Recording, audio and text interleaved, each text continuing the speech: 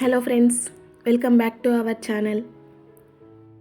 హనుమంతుడికి ఏమైంది? ఎందుకు అతను తన శక్తిని మర్చిపోయాడు? మీకు తెలుసా?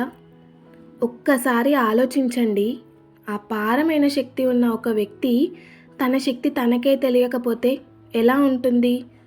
ఇదే హనుమంతుడి కథ. చిన్నప్పుడు హనుమంతుడు చాలా అల్లరి చేసేవాడు. అతనికి ఉన్న శక్తి సాధారణం కాదు. ఒకరోజు ఉదయం ఆకాశంలో ఒక ప్రకాశవంతమైన కాంతి కనిపించింది. అది సూర్యుడు.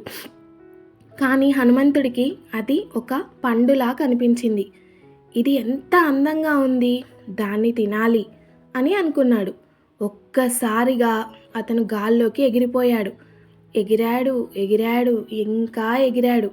మేఘాలు దాటి ఆకాశాన్ని చీల్చుకుంటూ సూర్యుడి వైపు దూసుకెళ్ళాడు. దీనిని చూసి దేవతలు భయపడ్డారు. ఇంద్రుడు ఆలోచించాడు, ఇలా కొనసాగితే ప్రమాదం జరుగుతుంది. వెంటనే తన వజ్రాయుధాన్ని ప్రయోగించాడు. ఆ దెబ్బ చిన్న హనుమంతుడిని బలంగా తాకింది.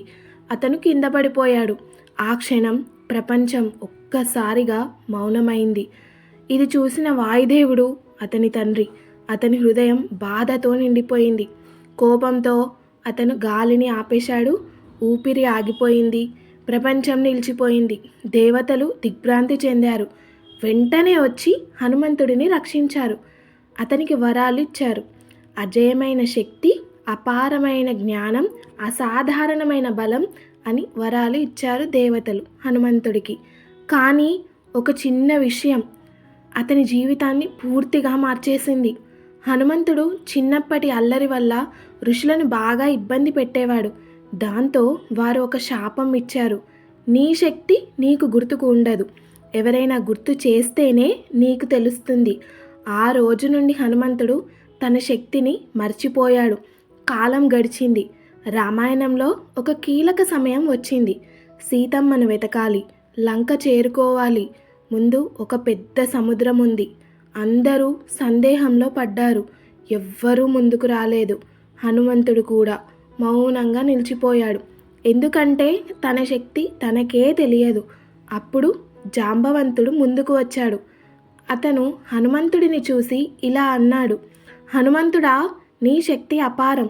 నువ్వు అసాధ్యం కూడా సాధించగలవు. ఆ మాటలు హనుమంతుడి మనసులో మార్మోగాయి.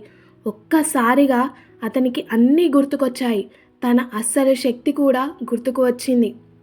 అతను భారీ రూపం దాల్చాడు. అతని కళ్ళల్లో ధైర్యం మెరిసింది. ఒక గర్జనతో అతను దూకాడు. ఒక్క దూకుడుతో ఆ మహాసముద్రాన్నే దాటాడు. ఇదే హనుమంతుడి అస్సలు శక్తి. కానీ ఇది కేవలం కథ కాదు, ఇది మన జీవిత సత్యం.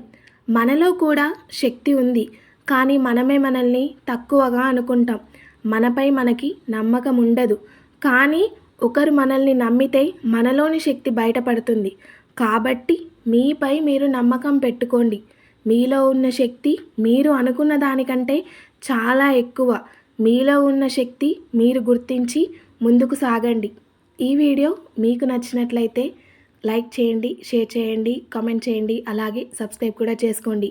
మీకు హనుమంతుడు ఇష్టమైతే జై హనుమాన్ అని కామెంట్ సెక్షన్లో కామెంట్ చేయండి. Thank you for watching video.